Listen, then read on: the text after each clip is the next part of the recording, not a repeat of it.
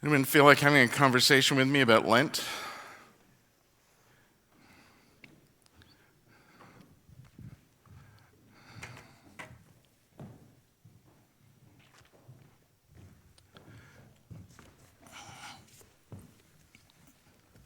Morning. Morning. How's it going? It's good. How about you? I'm good. Thank you. Thank you. So, Lent. It is a thing. It is a thing. 40 days. It's between Ash Wednesday, which was last Wednesday, and Easter. Depending on how you count the 40 days, sometimes we count the Sundays, sometimes you count extra days at the end. It's a thing.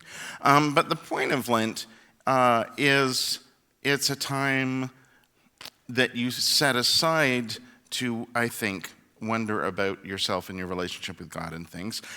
But in order to do that, people sometimes have things that they do, like a spiritual practice, a thing that they do. And traditionally, that's been giving up things. Are you giving up something for Lent? My hair. You've given up your hair for Lent? I personally have given up having a microphone handy for you.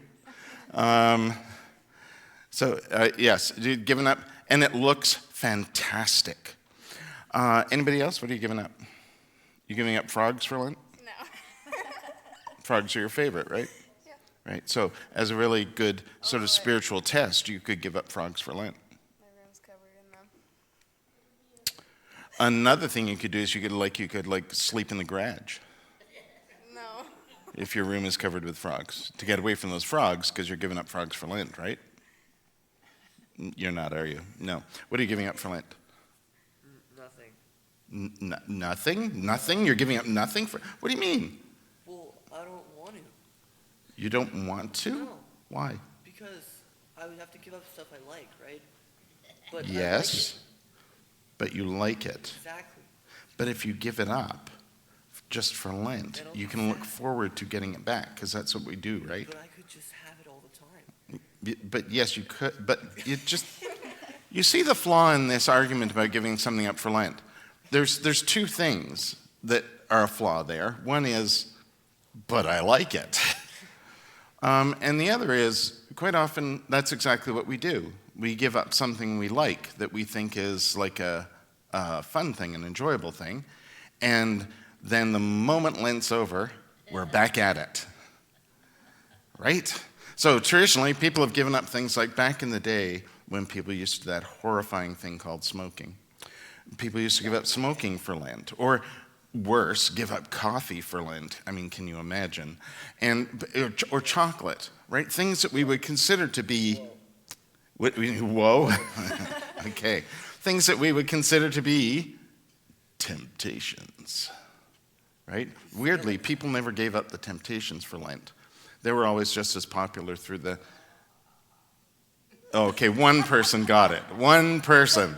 Temptation like a band name? Temptations were singers. They were a singing group back in the day, approximately 50 years before you were born.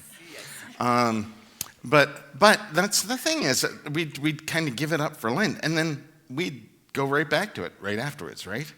And so you have to wonder why you would do that. Well, you do that because in giving that thing up, it means you could focus on something else. Yes. But we didn't always do that. We just kind of saw it as, well, I'll just give this up for Lent because it's Lent. But that kind of defeats the whole purpose of Lent, right? Because it's based on that story. The idea is based on that story that Jesus goes into the wilderness, right? For that period of time, which is more or less like 40 days, as it's a Bible thing, right? It's a long time.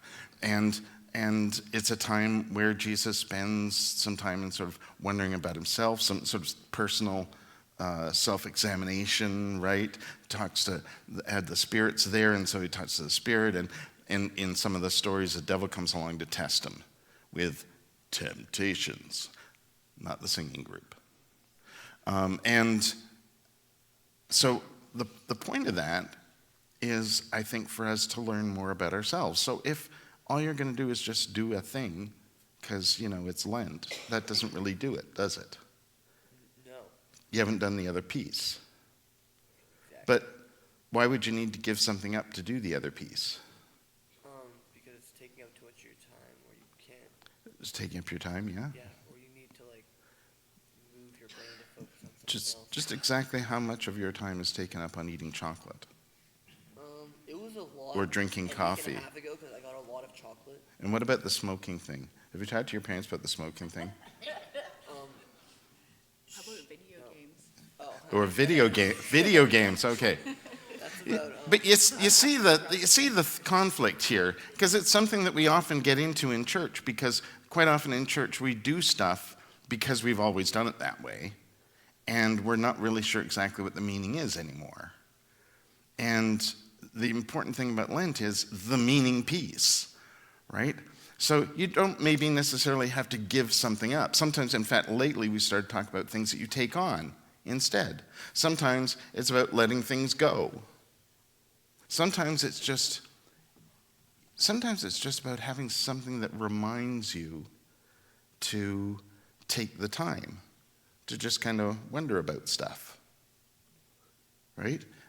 Something that reminds you that you should take that. So here's the thing. I was thinking about this just the other day.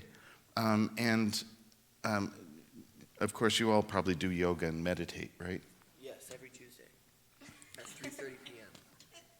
Does he really, or is he just making that up? He's definitely making that up. Okay. Because that would be really cool. Did you say Tuesday or Thursday? Tuesday. Tuesday at 3:30. Yeah. Okay. No one call Wes on Tuesdays at 3:30 because he's doing yoga and meditating. But when you do, sometimes you have a mantra, right? Or a thing that you do over and over again, like something you repeat, or a chant, or something like that. And I was thinking about this the other day because a long time ago when I was at seminary, I wrote a song that had this refrain that keeps every now and then it pops in my head, and it reminds me of stuff. It goes. The words are, "Let go your heart of stone, let the Spirit bring you home." Right, and it goes like this: "Let go your heart of stone, let the Spirit bring you home. Let go your heart of stone, let the Spirit bring you home." Which is kind of what Lent's about, right? It's opening up your heart to wonder about things and letting the Spirit bring you to a place where I think you feel like you're at home with yourself. Does that make sense? I mean, it's not chocolate. But so let me see if I can pass this on to you. Okay, I'll do it again. Let go your heart of stone, let the Spirit bring you home. Try that much. Let go your heart of stone, let the Spirit bring you home. And then the next bit is, let go your heart of stone. That's the same as before. Let the Spirit bring you home. So try that bit. Let go your heart of stone. Let the Spirit bring you home. Let's do the whole thing. Ready?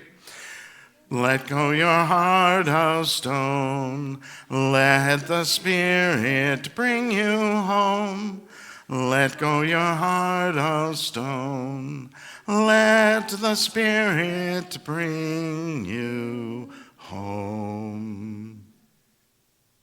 So every now and then that pops into my head and it reminds me of stuff. And I just take a minute to wonder about some of that stuff. And it's things like, sometimes it's remembering stuff from seminary, because every now and then you have to do that when you're a minister. But sometimes it's just things that remind me just to take a moment. And that's the thing about Lent, is that it should be a reminder for you to take a moment, just to wonder about stuff. Maybe even it's just to pause and just have a rest for a minute. But it's an opportunity, just like Lent, to take some time. And the thing about Lent, though, is that sometimes we treat it like those things that we gave up, where Lent's over, I'm having chocolate again. Yeah.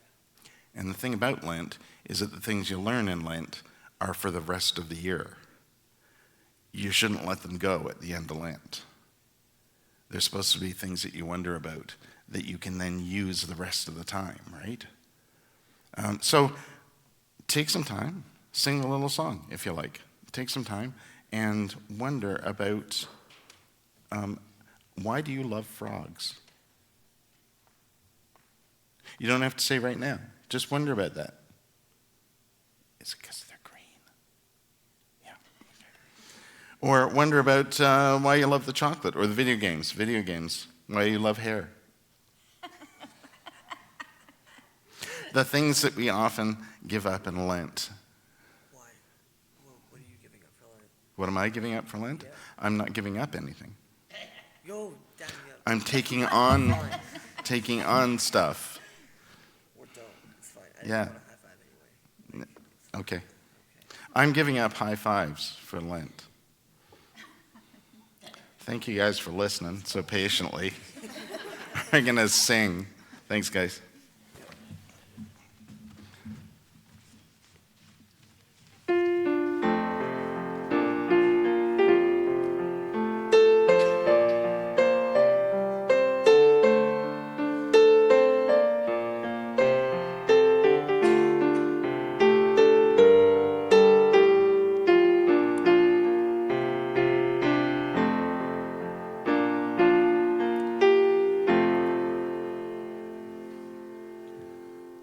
Spirit, open my heart to the joy and pain of living. As you love me, I love in receiving and in giving. Spirit, open my heart. God, replace my stony heart with a heart that's kind and tender. All my coldness and fear to your grace I now surrender. Spirit, open my heart to the joy and pain of living. As you love me, I love in receiving and in giving. Spirit, open my heart. Write your love upon my heart as my law, my goal, my story. In each thought, word, and deed, may my living bring you glory. Spirit, open my heart to the joy and pain of living. As you love me, I love in receiving and in giving. Spirit, open my heart. May I weep with those who weep. Share the joy of sister, brother, in the welcome of Christ. May we welcome one another. Spirit,